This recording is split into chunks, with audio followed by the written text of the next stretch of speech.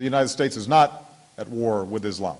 President Obama, speaking after a Muslim man shouting Allahu Akbar, allegedly beheads a British soldier in broad daylight on a London street. The face of terror is not the true faith of Islam. That's not what Islam is all about. Islam is peace. President Bush also praising the faith while denouncing the terrorist acts of September 11, 2001.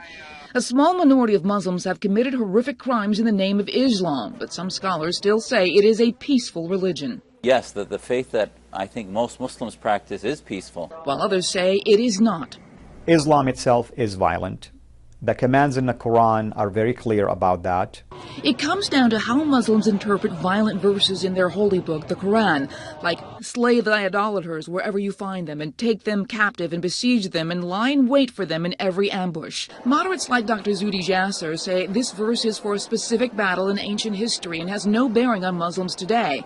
The only way for Muslims to be genuinely for reform and modernity and say that we don't believe in the militancy of some of those verses is say that, yes, just like any other faith, we believe in just war.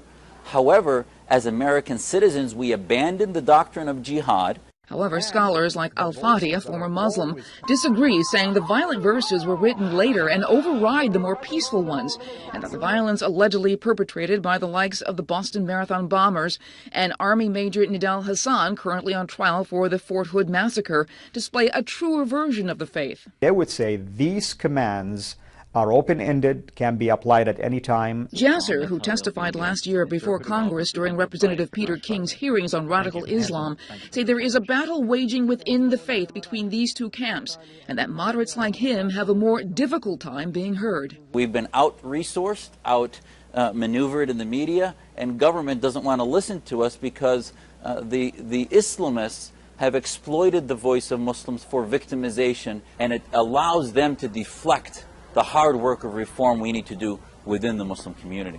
Both Jasser and Fadi agree the problem for Western governments is no one voice speaks for all Muslims, but factions with a history of radical elements like the Muslim Brotherhood have become the loudest voices.